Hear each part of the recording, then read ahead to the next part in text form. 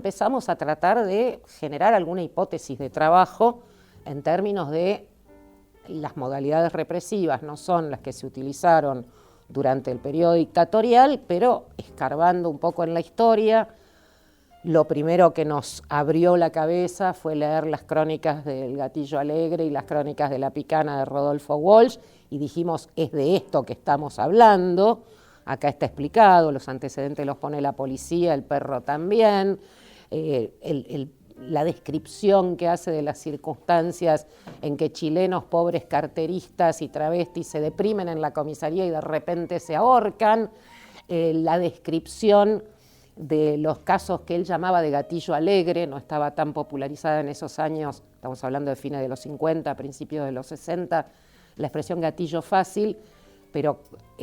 él decía cómo puede ser que no hay sobrevivientes, que donde ponen el ojo ponen la bala, y que si uno compara situaciones, si estos fueran tiroteos reales, tendría que concluir que tenemos la policía más capaz del mundo porque no hay un solo policía herido en estos hechos. La propia noción del perro, el arma plantada, y bueno, y en eso estábamos cuando aparece el acontecimiento desencadenante, que fue la masacre de Bunge. Ahí, un poquito antes de esta historia de Olmos, porque era mayo de 1987, y nos empezamos a vincular y a militar junto con la Comisión de Amigos y Vecinos de Ingeniero Bunge, las familias y vecinos y vecinas del Negro, Willy y Oscar. Nos conocimos con los abogados en ese momento del Partido Comunista y de la Liga Argentina por los Derechos del Hombre que llevaban la causa, Toto Zimmerman, Ciro Aniquiánico. Con Toto empezamos a conversar sobre la posibilidad de armar algún tipo de espacio que pudiese encontrar cobijo en alguno de los organismos de derechos humanos ya existentes para poder activar y organizar mejor a todas esas familias.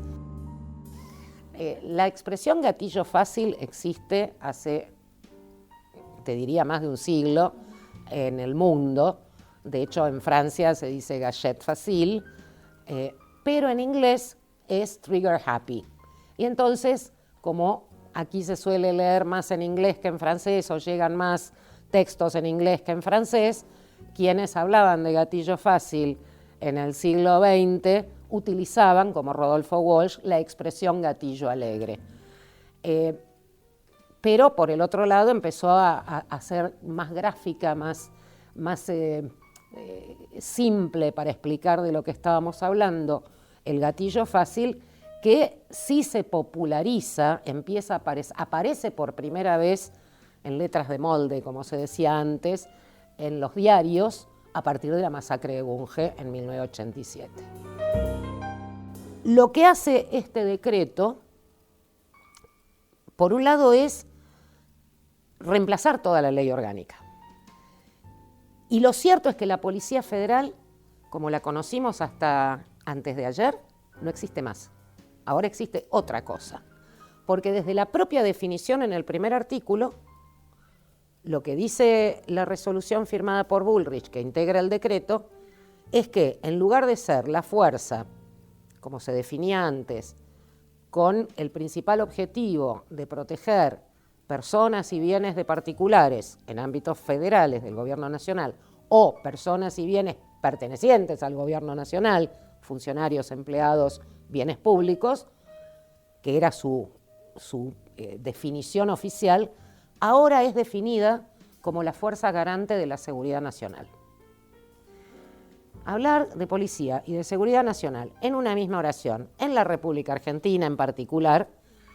es bastante preocupante, por no decir un escándalo, pero eso es ahora la Policía Federal, la garante de la seguridad nacional, que no tiene nada que ver con la seguridad de las personas, más bien todo lo contrario, sino que remite directamente a lo que el gobierno, en este caso el gobierno de Milei y Bullrich, defina como tema de seguridad nacional, por ejemplo, las cosas que yo pueda decir en redes sociales, el cartel que pueda colgar en el balcón de mi casa o cualquier otra situación, lo cual explica todas estas facultades que le otorgan de requisas sin orden judicial en personas y vehículos, de tareas de inteligencia, o sea, espionaje, de patrullaje en redes sociales, sitios web, de acumulación de información de bases públicas, privadas, o de otras, y de intercambiarlas con otras agencias de seguridad, e incluso el extremo, en uno de los últimos artículos, de tener la autorización para exhibir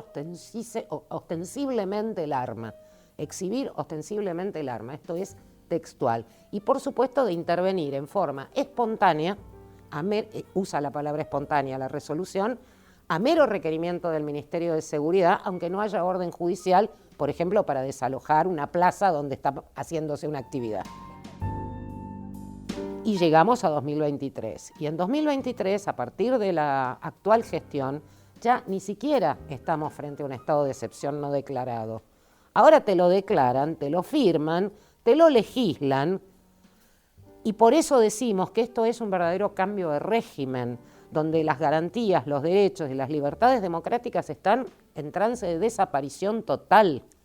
Este decreto es una prueba de eso, pero nos podemos remontar a diciembre de 2023, el protocolo antipiquete, el protocolo de uso de las armas por las fuerzas federales, que es peor que el Chocobar de 2018, porque tiene más amplitud todavía, y que además lo quieren meter en el Código Penal, ahí está en el Congreso el proyecto, reformando el artículo 34. La baja de edad de punibilidad de niños, niñas, adolescentes, que ya va a salir en cualquier momento, porque ya tuvieron dictamen de mayoría para 14 años, con la única excepción del bloque del FITU y parte de Unión por la Patria, para llevarlo al recinto. La ley antimafia ya sancionada, que es la ley antiorganizaciones, eso no te va a agarrar un solo narco y sí va a servir para criminalizar un montón de organizaciones populares.